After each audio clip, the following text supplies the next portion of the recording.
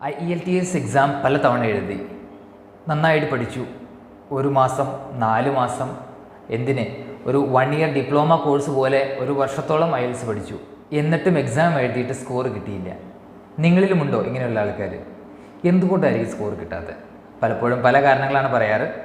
British council ശരിയല്ല, IDP ശരിയല്ല, അല്ലെങ്കിൽ എക്സാം സെൻറ്ററിൽ സുഖമല്ലായിരുന്നു, പഠിപ്പിച്ച ട്രെയിനർ ശരിയല്ല. ഇതൊക്കെ കുറേ കാരണങ്ങൾ നമ്മുടെ കയ്യിലുണ്ട്. അതിൽ ഒന്നും പറ്റിയില്ലെങ്കിൽ ലക്കില്ല. ശരിക്കും ലക്കിന് എന്തെങ്കിലും റോളുണ്ടോ നമ്മുടെ IELTS സ്കോറിനകത്ത്? ഇത് നമുക്കൊന്ന് ഡിസ്കസ് ചെയ്ത് നോക്കിയാലോ.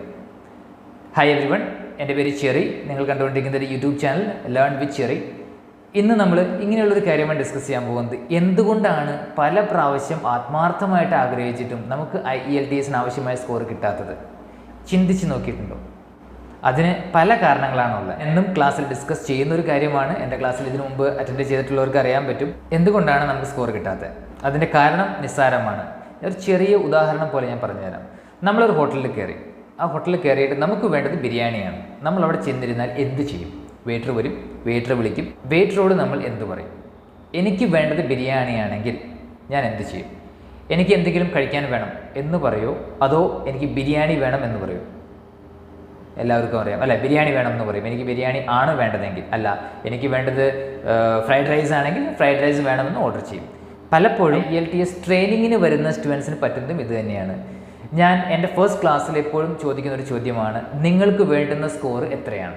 അതിന് എനിക്ക് തോന്നുന്നൊരു 99.9% ആൾക്കാരും പറയുന്ന മറുപടി അവരോട് അവരുടെ ഏജൻസി പറഞ്ഞിരിക്കുന്ന മിനിമം സ്കോർ എത്രയാണോ അതായിരിക്കും. ഫോർ എക്സാമ്പിൾ, ഇപ്പോൾ സ്റ്റഡി വിസയ്ക്ക് പോകാനായിട്ട് വന്നിരിക്കുന്ന ഒരാളാണെങ്കിൽ അയാൾ പറയും എനിക്ക് വേണ്ടുന്ന സ്കോർ ഓവറോൾ 6.5ഉം ഇൻഡിവിജ്വൽ നോട്ട് ലെസ് ദാൻ 6ഉമാണ്.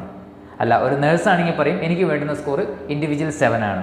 അല്ല, ഒരു മൈഗ്രേഷന് വേണ്ടി, പ്രത്യേകിച്ച് കാനഡ മൈഗ്രേഷനൊക്കെ ആണെങ്കിൽ അപ്ലൈ ചെയ്യുന്നവർ പറയും എനിക്ക് വേണ്ടുന്ന സ്കോർ 8777 എന്നാണ്. എന്നുവെച്ചാൽ ലിസണിങ് 8, ബാക്കിയെല്ലാം 7 വേണം.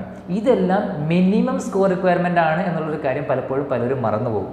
ചിലർ വളരെ വിചിത്രമായ മറുപടി പറയാറുണ്ട്. അവർ പറയും കിട്ടുന്നത് നല്ലത്, അല്ലെങ്കിൽ എത്ര കിട്ടിയാലും ഞാൻ സ്വീകരിക്കും, അല്ലെങ്കിൽ ട്രൈ ചെയ്ത് നോക്കട്ടെ എത്ര കിട്ടുമെന്ന്, അല്ലെങ്കിൽ പറയും കിട്ടുന്നത് കിട്ടട്ടെ. ഇതെല്ലാം കാണിക്കുന്ന ഒറ്റ പ്രശ്നമുള്ളൂ, നമുക്ക് ഒരു ബാൻഡ് സ്കോർ നമ്മുടെ മനസ്സിൽ ഇല്ല.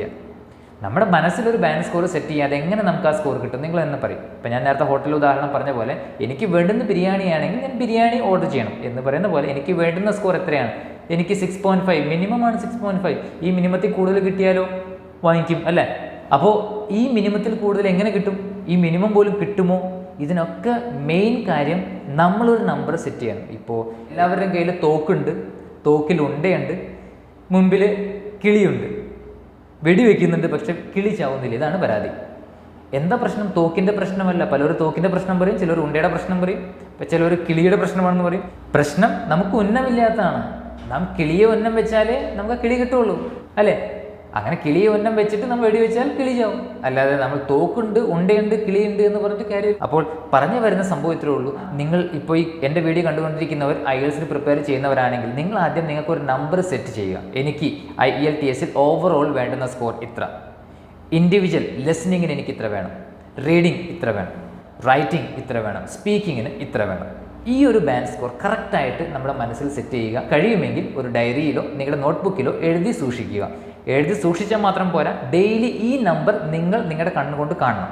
അതായത് എനിക്ക് വേണ്ടുന്ന സ്കോർ ഞാൻ എത്രയാണ് എന്ന് സെറ്റ് ചെയ്ത് കഴിഞ്ഞാൽ എനിക്കത് കിട്ടാനായിട്ട് കുറച്ചും കൂടി എളുപ്പമുണ്ടാവും. അല്ലാതെ മറ്റുള്ളവർ ചെയ്യുന്നത് സാധാരണ എത്ര കിട്ടിയാലും നല്ലതാണ്, ഞാൻ നോക്കട്ടെ, വെയിറ്റ് ചെയ്യട്ടെ, കിട്ടുന്നത് കിട്ടട്ടെ, ബ്രിട്ടീഷ് കൗൺസിൽ എത്ര തരും തരട്ടെ, ഇന്നൊക്കെയാണ്. ഇതല്ല നമുക്ക് വേണം. നമുക്ക് എത്ര സ്കോർ വേണം നമ്മൾ സെറ്റ് ചെയ്യണം. അത് മിനിമത്തിൽ നമ്മൾ സെറ്റ് ചെയ്യുകയും അരുത്.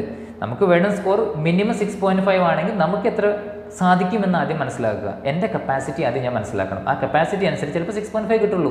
ശരി, 6.5. അല്ല, എനിക്ക് 7 കിട്ടാൻ കപ്പാസിറ്റി ഉണ്ട്, ഞാൻ 7 സെറ്റ് ചെയ്യണം. എന്നിട്ട് ഈ 7ന് വേണ്ടി ഞാൻ വർക്ക് ചെയ്യണം. എന്നാലേ നമ്മൾ ആ സ്കോറിലേക്ക് എത്തുള്ളൂ. അപ്പോൾ പലപ്പോഴും ശ്രദ്ധിച്ചിട്ടുള്ളൊരു കാര്യം, നമുക്കൊരു ഒരു നിശ്ചിതമായ ഒരു നമ്പർ അല്ലെങ്കിൽ ഒരു ബാൻഡ് സ്കോർ എയിമായിട്ട് സെറ്റ് ചെയ്യാതെ എത്ര ട്രെയിനിങ്ങിന് പോയിട്ടും കാര്യമില്ല. എത്ര നല്ല സ്ഥലത്ത് ട്രെയിനിങ് പോയിട്ട് കാര്യമില്ല, അല്ലെങ്കിൽ എത്ര നല്ല ട്രെയിനർ ട്രെയിനിങ് തന്നാലും നമുക്ക് വേണ്ടുന്ന സ്കോർ കിട്ടണമെങ്കിൽ നമ്മളൊരു സ്കോർ സെറ്റ് ചെയ്യണം. അപ്പോൾ ഇതൊന്ന് പ്രത്യേകം ശ്രദ്ധിക്കുക. എനിക്ക് തോന്നി ഈ ഒരു വീഡിയോ നമുക്ക് ആവശ്യമാണ്. കാരണം നമ്മൾ എത്ര ടിപ്സ് പഠിച്ചാലും എത്ര പ്രാക്ടീസ് ചെയ്താലും നമുക്ക് ഈ ബേസിക് ആയിട്ടുള്ള ഒരു കാര്യം, അതായത് ഒരു എയിം സെറ്റ് ചെയ്യാതെ നമ്മൾ എന്തൊക്കെ ചെയ്തിട്ടും അതിലൊരു പ്രയോജനം ഉണ്ടാവില്ല. അതുകൊണ്ട് ഇന്ന് തന്നെ നിങ്ങൾ നിങ്ങളുടെ ആവശ്യമായ ബാൻഡ് സ്കോർ എത്രയാണെന്ന് തീരുമാനിക്കുക ആദ്യം. എന്നിട്ട് അത് സെറ്റ് ചെയ്യുക. നിങ്ങളുടെ നോട്ട്ബുക്കിനകത്ത് എഴുതി വയ്ക്കുക, അല്ലെങ്കിൽ നിങ്ങൾ ഡയറിയിൽ എഴുതി വയ്ക്കുക. ഇല്ലെങ്കിൽ ഞാൻ എപ്പോഴും സജസ്റ്റ് ചെയ്യുന്നത് ഒരു വൈറ്റ് പേപ്പറിൽ അത്യാവശ്യം വലുപ്പത്തിൽ എഴുതിയിട്ട് നിങ്ങൾ കിടന്നുറങ്ങുന്ന ബെഡ്റൂമിൽ നിങ്ങൾക്ക് കിടന്നാൽ പോലും കാണാവുന്ന സ്ഥലത്ത് ഒട്ടിച്ചു വയ്ക്കുക. ഓക്കെ, രാവിലെ എഴുന്നേൽക്കുമ്പോൾ അതാകട്ടെ നിങ്ങൾ ആദ്യം കാണുന്നത്. അങ്ങനെ നിങ്ങൾക്ക് തന്നെ നിങ്ങളുടെ ഒരു എയിമിനെ കുറിച്ചൊരു ബോധ്യം എപ്പോഴും രാവിലെ എഴുന്നേൽക്കുമ്പോൾ തൊട്ട് രാത്രി കിടക്കുന്നത് വരെ ഉണ്ടാകും. ഇങ്ങനെ ചെയ്തു നോക്കുക, തീർച്ചയായിട്ടും നിങ്ങൾക്കത് ഫലം കാണും. ഒത്തിരിയേറെ സ്റ്റുഡൻസിന് ഇത് ഗുണം ചെയ്തിട്ടുണ്ട്. ഈ വീഡിയോ കാണുന്നവരിൽ അങ്ങനെയുള്ളവരാരെങ്കിലും ഉണ്ടെങ്കിൽ കമൻറ്റ് ചെയ്യുക നിങ്ങളുടെ അനുഭവം. അത് മറ്റുള്ളവർക്കൊരു പ്രചോദനമായിരിക്കും. അതുകൊണ്ട് ഇതൊന്ന് പ്രാക്ടീസ് ചെയ്ത് നോക്കുക. എന്നിട്ട് നന്നായിട്ട് ട്രെയിനിങ് എടുക്കുക, പ്രാക്ടീസ് ചെയ്യുക. നമുക്ക് നമ്മുടെ സ്കോർ വാങ്ങി എത്രയും പെട്ടെന്ന് നമ്മുടെ ലക്ഷ്യം ഏത് രാജ്യമാണോ അവിടെ എത്തി, എന്താണോ നമ്മുടെ സ്വപ്ന ജോലി അതിലേക്ക് പ്രവേശിക്കുക. അല്ല, പഠിക്കാനാണെങ്കിൽ ആ കോഴ്സ് എടുക്കുക. അതിലേക്ക് എത്രയും പെട്ടെന്ന് നിങ്ങൾ എത്തട്ടെ എന്ന് ഞാൻ നിങ്ങൾക്ക് ആശംസകൾ നേരുന്നു. അപ്പോൾ അടുത്ത വീഡിയോയിൽ നമ്മൾ വീണ്ടും കാണുന്നവരേക്കും good bye and stay safe.